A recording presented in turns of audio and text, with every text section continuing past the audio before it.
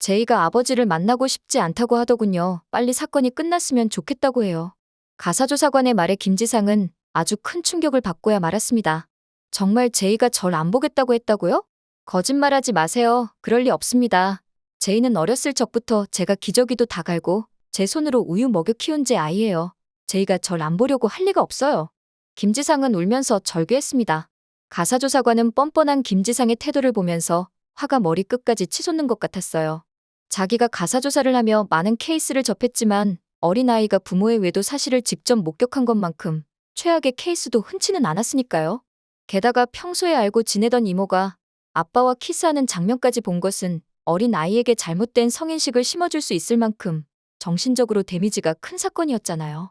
그런데 철없는 아빠인 김지상은 이 상황에서도 끝까지 자기 입장만 생각하며 고집을 피우니 가사조사관 입장에서는 도대체 이 인간이 미쳤나? 이런 사람이 의사라는 것도 믿기지 않을 지경이었죠. 의사라면 분명히 트라우마와 관련된 내용도 배웠을 테고 아동기의 부모와 신뢰관계를 올바르게 형성하는 게 정상적인 발달을 위해 얼마나 중요한지도 알 텐데 그런 기초지식조차 전무한 것처럼 보이는 김지상은 제대로 된 아빠도 아닐 뿐더러 의사로서도 자격이 없는 것으로 보였죠. 가사조사관은 이 내용도 기록을 한 뒤 추후 김지상에게 불리하게 적용할 생각이었어요. 가사조사관으로서 개인적인 감정을 실어서 김지상을 더 코너로 몰아붙이는 건 아닌가 스스로의 행동을 검열해보기도 했지만 아무리 생각해도 자신의 행동은 객관적으로 봐도 아주 타당하고 적법한 행동일 뿐이었습니다. 가사조사관은 김지상이 얼마나 뻔뻔하고 거짓말에 능한 사이코패스 기질이 있는지 자신이 보고 느낀 것을 모두 기록으로 남기기 시작했어요. 그렇게 가사조사관은 이미 차은경의 편이 되어 차은경과 제이의 행복을 내심 빌어주고 있었습니다. 차은경 변호사님, 저 한율이에요. 제이랑 방금 만나서 이야기하고 왔는데요. 제이가 원하는 게 있다고 하네요. 만나서 이야기 드려도 괜찮을까요? 다른 의뢰인의 변호를 맡고 있어서 자신의 이혼 소송과 관련된 대부분의 업무를 한율이에게 맡겼던 차은경은 한율이부터 전화를 받고 급하게 그녀를 만나러 왔습니다. 이제 제이의 제자만 나와도 하던 일도 다 내팽개치고 달려오는 차은경은 정말 제이만을 위해 살고 있었는데요. 자기가 길들인 것에 대해서는 책임을 져야 한다는 어린 왕자의 말처럼 이제 차은경은 제이와 함께하는 시간을 점점 늘려가며 자신의 책임을 다하는 모습을 보였어요. 한변, 아까 뭐라고 그랬었어? 제이가 원하는 게 있다고? 네, 변호사님. 근데 충격 받지는 마세요. 제이가 원하는 건요. 한변이 차마 입을 떼지 못하자 차은경이 재촉하며 물었습니다. 제이가 왜? 갑자기 아빠랑 살고 싶대? 차은경은 제이의 심경의 변화가 일어난 건지 걱정이 되어서 식은 땀이 날 지경이었어요. 아니요. 그런 게 아니라요. 제이가 원하는 건. 놀라지 마세요. 그건 바로 아빠가 벌을 받는 거래요. 차은경은 자신의 귀를 의심했습니다. 아빠를 그렇게 좋아하던 내 딸 제이가 바라는 게 김지상이 벌을 받는 거라니 믿을 수가 없었죠. 놀란 토끼 눈을 한 차은경에게 한유리가 말했어요. 제이가 그러더라고요. 잘못을 했으면 벌을 받아야 한다고 그게 자기가 생각하는 정이라고요. 한변의 말을 들은 차 변호사는 벌의 의미에 대해서 다시 생각해 보았어요. 제이가 의미하는 벌이란 게 뭔지 궁금해졌어요. 그러자 한유리가 차분히 설명해 주었습니다. 제이가 그것마저 알고 있더라고요. 차은경이 무슨 이야기인가 싶어 쳐다보자 한유리가 어렵게 입을 떼었습니다. 아빠가 이번이 처음이 아니란 것을요. 뭐? 그것마저 다 알고 있었다고 제이가. 한유리 변호사가 움찔하며 답했습니다. 역시 차 변호사님도 알고 계셨군요. 맞아요. 최사라가 처음이 아닌 걸 알고 있었대요.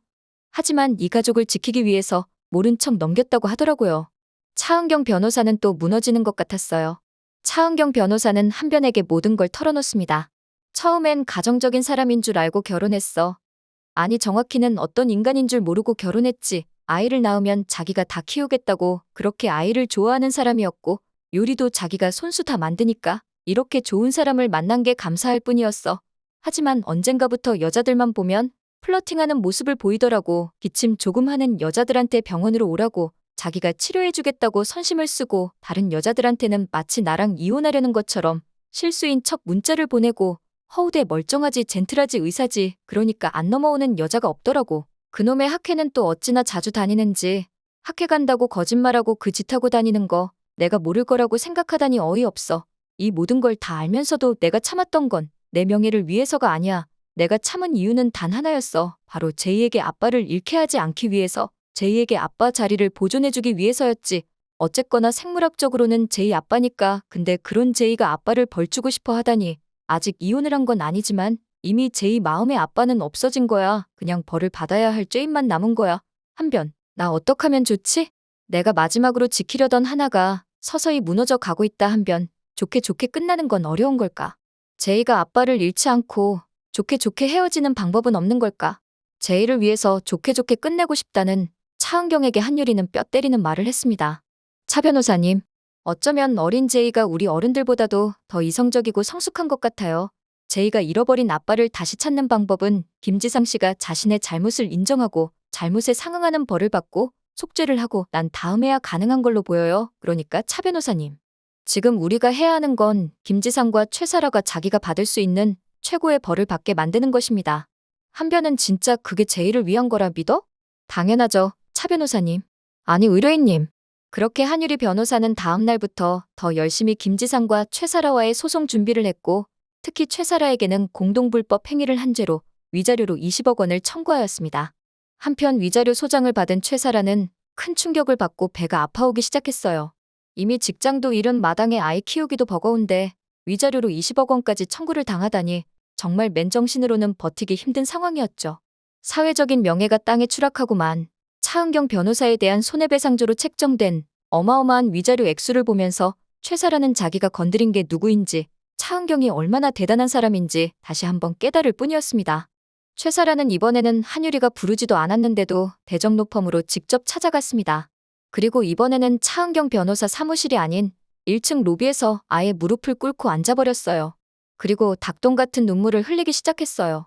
죄송합니다. 정말 죄송합니다. 용서해주세요. 차은경 변호사님. 10년 동안 차은경 변호사를 보좌하면서 그녀는 자기가 청구한 위자료 금액을 반드시 받아내는 것을 늘 보아왔기에 정말 자기에게 20억이 청구될까봐 최사라는 불안에 떨 수밖에 없었던 것이죠. 그렇게 하루 종일 최사라는 1층 로비에서 굴욕적인 순간을 보낼 수밖에 없었고, 차은경은 눈 하나 깜짝하지 않았습니다. 딸 제이가 바라는 대로 나쁜 사람이 벌을 받는 모습을 보여줘야만 했으니까요. 아내가 있는 남자와 불륜을 저질러 아이까지 임신한 저 최사라 같은 여자는 일말의 동정도 받을 필요가 없었습니다. 한편 차은경은 최사라뿐만 아니라 그동안 김지상이 바람을 폈던 여자들까지 모두 위자료 소송을 청구하기로 했어요.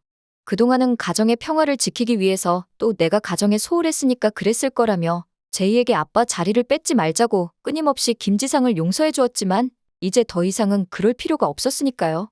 특히 해외 학회에 참석한다면서 지구 반대쪽에 있는 아르헨티나나 아주 먼 나라에서 학회가 열린다면서 얼토당토 않은 거짓말을 늘어놓고는 한 달씩 함께 여행을 다니던 원상간녀와 병원에서 함께 일하는 상간녀까지 모두 거액의 위자료를 청구하였습니다.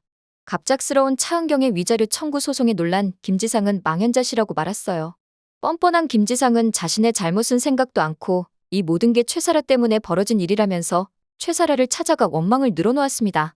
넌 정말 가증스러운 인간이야. 너 때문에 내 인생은 다 끝났어. 다 끝났다고. 그렇게 울부짖던 김지상을 보고 황당한 최사라는 집 밖으로 나와 길거리를 걷기 시작했습니다. 하지만 김지상은 끝까지 최사라를 용서할 수 없었어요. 그렇게 김지상은 차를 몰고 나가 최사라를 향해 악셀레이터를 밟아버렸습니다. 그렇게 김지상의 차가 최사라 코 앞까지 도착한 순간 김지상은 정신을 차리고 브레이크를 눌렀어요. 하지만 이미 최사라의 몸은 공중으로 붕 떠버렸죠.